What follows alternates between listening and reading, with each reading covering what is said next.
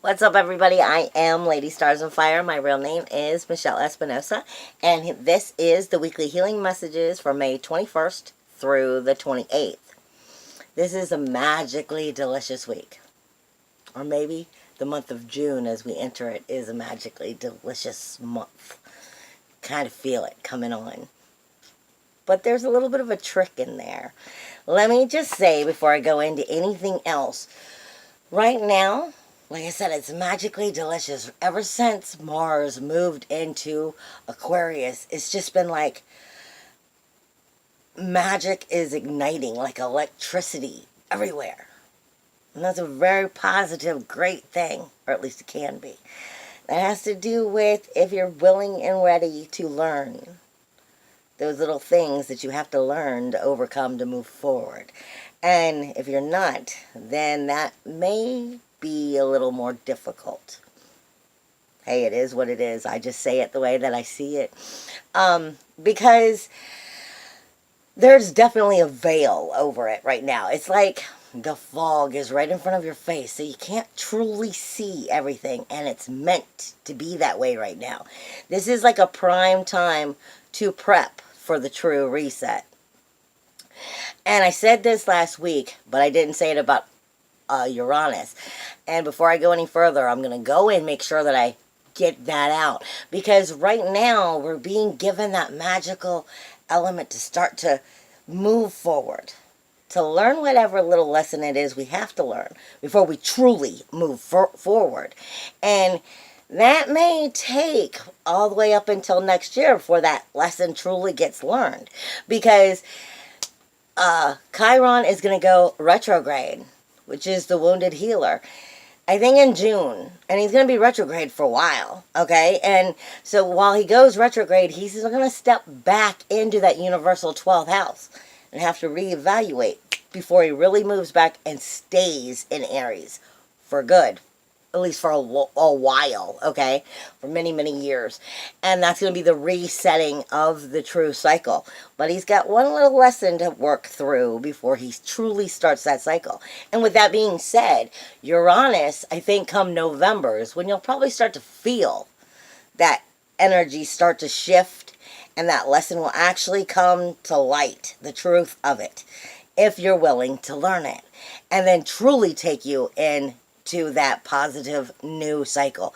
But this is definitely a time to start creating for that and moving you in the right way. And as long as you're willing to learn what is being shown to you, it won't be so hard. That depends on your levels of denial and truth with yourself. Because Uranus is independence, individuality, uniqueness, and your freedom. And it is now in Taurus. But it will go retrograde, I believe, in November and jump back into Aries one last time. With that being said, this energy right now and through this next month is, like I said, it's just magically delicious. It's like I said, ever since Mars moved into Aquarius, it's just like the fireworks upon the fireworks. It's like electricity just being set to the air to start to just be everywhere. But remember, there is hidden elements that you're not meant to see yet. And it has to do with that lesson that is there to be taught in these next few months. But with that being said, I am being given, do not forget, the power of the number 7. The 7 has that magical energy behind it, and it's meant to be there for you right now. As long as you're able to work with the energy itself, then you can make this work in such a positive way. And learn the lessons and move forward so you don't have so much pain when those retrogrades hit. Now, with that being said, I'm also being given the number 5. And I'm being given the number 5 in many different ways this week. But 5 speaks to us of, so to speak, depending on how you choose to see it, of the mystical, the magical, whole God's grace.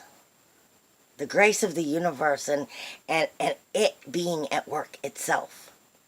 Or God being at work itself. But it speaks to us on our level of dynamic energies, of unpredictability, of always changing and shifting, of our independence, but yet being able to be flexible enough to work with that never-ending changing. and risk-taking, along with truly being loyal to what's important and what's important to you, and loyal to yourself at the same time. But I'm also being given the number 5 in the form of the 5-point star, or the pentagram, this week, which speaks directly to me of invoking spirit. I mean, when I look at astrology this week, I pretty much really have to struggle just to see the astrology, because once I turn on the whole map and I start scrolling through the days and the times, all I see is a pentagram. And like I said, this is speaking to us in invoking spirit. But I don't mean spirit. I mean your spirit. Invoking what's been lacking.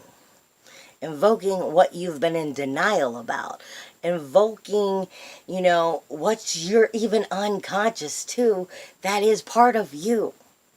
And bringing that up, and bringing it up and out of you, and finding that true authentic self in those areas you've been in unconscious to or in denial of, and overcoming them.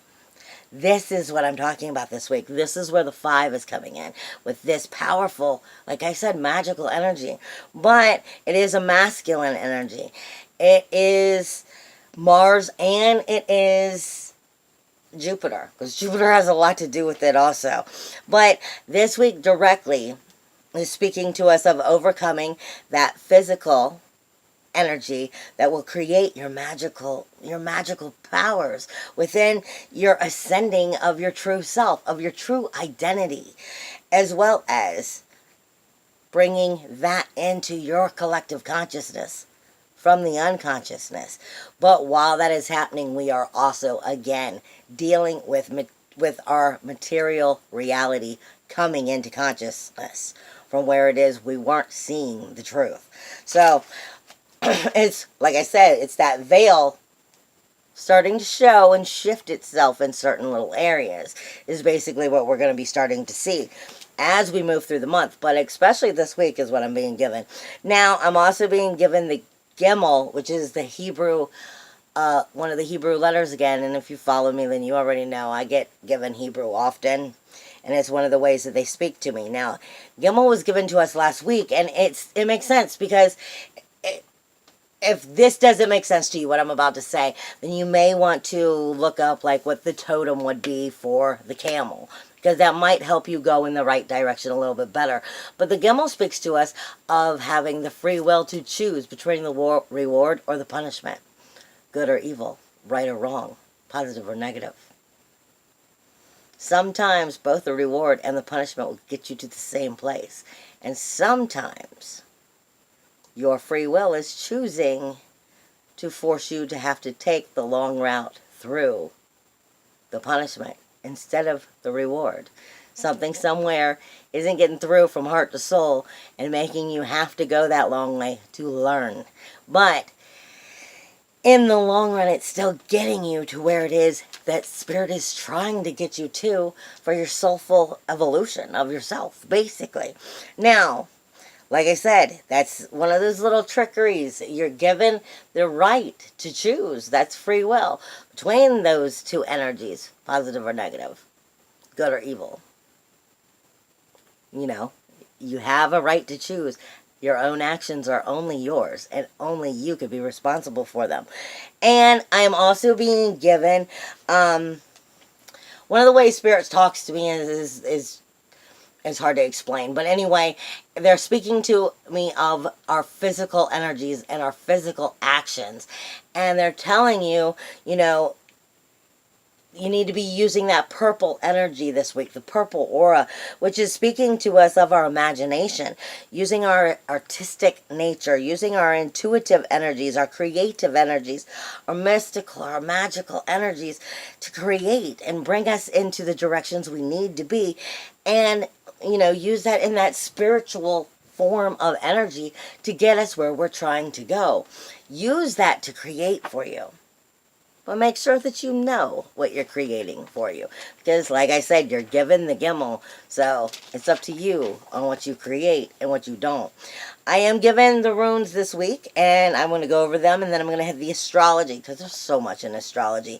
We are given Nathis, Induus, Alges, and Kenez. And I'm going to give you a quick rundown, because I'm giving you Nathis first, because Nathis is speaking to us of those karmic obstacles that we have to overcome. It's speaking to us of changing, of every challenge is just a measure of one's hidden strength, of realizing what it is that you feel or thought you lacked was part of you. But you had to go and get it back. You had to realize it. You had to claim it again, basically. But this has to do with overcoming obstacles, through overcoming karma, as well as skills of survival. And it speaks to us of within learning that we learn our own self-preservation. It speaks to us of meeting the necessary requirements to manifest from the very absence of what was absent. It speaks to us of resistance and friction. Because I'm being told by Spirit that someone out there, to look for someone out there who feels like they're working very hard but struggling and aren't getting through. That is going to be dealing with the resistance and friction, and speaking to us of strengthening our will from the very fire from within, but from banishing the fire and strengthening it, like warming the cold. Warming the very cold, changing the very stress into strength is basically what we're talking about. And this has to do with action according to the very highest of needs for positive reliance. And you're going to be dealing with circumstances from the past that you must, because it's going to be dealing with karmic obstacles. Now, with that being said, this is that very energy that we are going to be trying to overcome this week, because those little hidden areas are in this week. But they also give us help at understanding how, because they remind us, first off, that in order for you to truly work in Induus is your four. Your emotional, your mental, your spiritual, and your physical. That becomes your one wholeness. But in order for you to truly get to that, to the godding of Induus, you have to work through your inner virtues, your inner common sense, your family warmth, your human warmth. It speaks to us of the needing of meditation, of our inner nourishment being taken care of, strengthening our inner resources, and that moment between those states of being. But in order for us to truly get to that hidden realm and start to move ourselves in that positive way, you must go back to Alges. Alges reminds us that it is working through the unseen realm itself. It is, positive energy. It is protection. It is the sword, and it is fire. But it is the actual bridge between the worlds. And that you are the channel that it is. So this is speaking to us of expanding our consciousness of ourself, of our higher energies, of our higher self, of crossing that rainbow bridge, coming closer to that unseen world, and connecting with self on that higher level. But it can also teach and reveal very harsh and difficult experiences that teach powerful lessons. And with that being said, you take those two and work them together, and it brings you to the power of Kenez.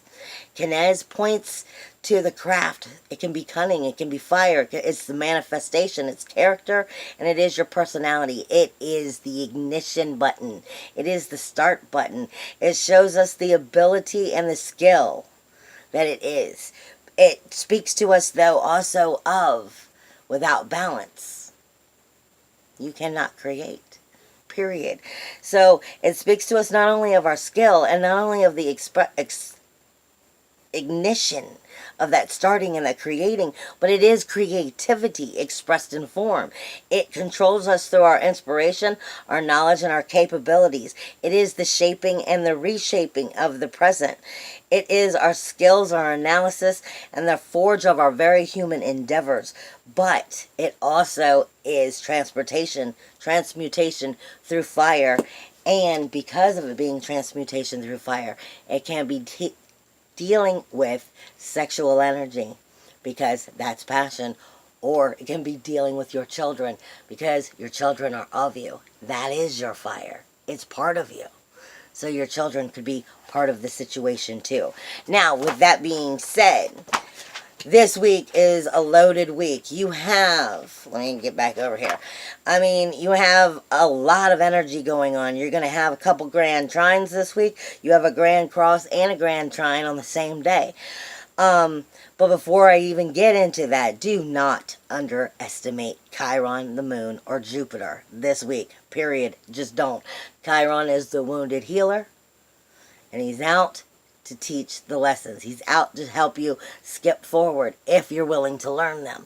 The moon is there to give you the intuition and the depths that you need to get to them, to work with that. And Jupiter is trying to bring the abundance and the knowledge that you need so that you can actually mature and grow and go forward with Chiron.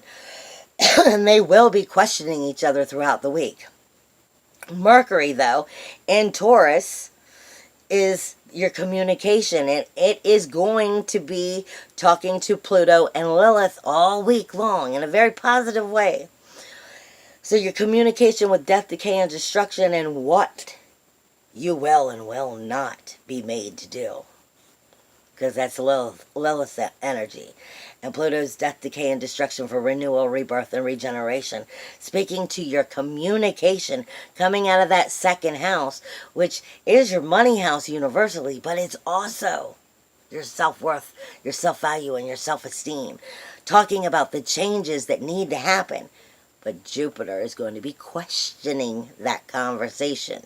Trust me, Jupiter is going to be making that abundance coming in very clear for you to decide right or wrong of the Gimel. Is it where you want to go soulfully and spiritually? Jupiter is going to be bringing that abundance question in all week. Now the sun, which is your core energy in Gemini, which is the two faces. I don't mean Gemini's two-faced. I mean you see two sides of everything right down the middle. And communication is very vibrant, for positive or negative. And that core energy is powerfully talking to your warrior this week. It is your inner SWAT team, Mars. But Mars is still talking outwardly to the universe, basically. Because in Aquarius, you just gave your passion, your aggression, your fire, your warrior itself, the ammunition for the fireworks. To just send it out into the world, to all angles of the world, basically, in the ways of your goals, your groups, your groups, your memberships, all of that, and to make yourself seen. Just make sure you're making yourself seen the way you want to be seen. Now, Neptune this week is speaking to Jupiter in a very positive way. Jupiter is giving the knowledge to Neptune, still in that 12th house, the ability to see the truth, if you're willing to see it, of Neptune's secrets. Neptune is magic. Neptune is nostalgia. Neptune is the creativity of creativity. It is the ability to create and move forward. But Neptune is still in that universal 12th house. So while it's still there, Jupiter is trying to make sure you're learning the magic that is correct versus the nostalgia that you want to believe that isn't correct. Don't create from what didn't work. It never will work. If it didn't work, there's a reason it didn't work. So don't create false magic and hope where you know it's not. It's good to be hopeful, but where you know something didn't work, and you don't try to talk yourself into believing it was better than it was, and then recreate again, because it won't work. That's part of the trick right now.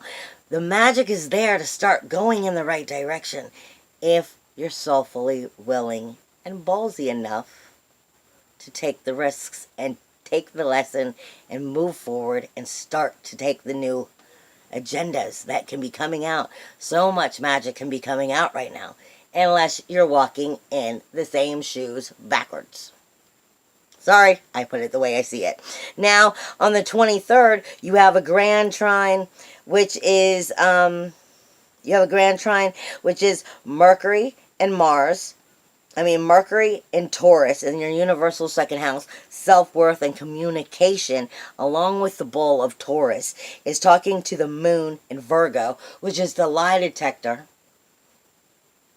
and your intuitiveness, your inner depths of who you are, because that's the moon, and it is speaking to Pluto and Lilith in a positive way about helping you overcome, communicate with yourself and outwardly to make the changes you need, and to be able to stand firmly in what it is you're trying to stand firmly in and actually do it. So this is a positive time. Now, on the 24th, though, you have a grand cross, and this is all elements in a conversation. You have Chiron in Aries. Do not underestimate Chiron this week.